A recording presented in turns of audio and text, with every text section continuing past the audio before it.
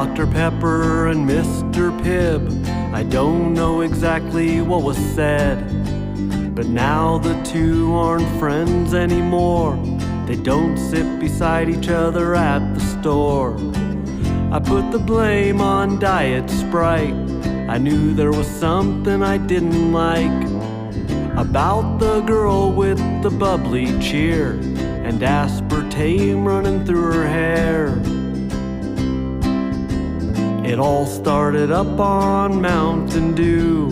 Pibb and Pepper, they were the two best of friends you could find around the streets of a place called Soda Town.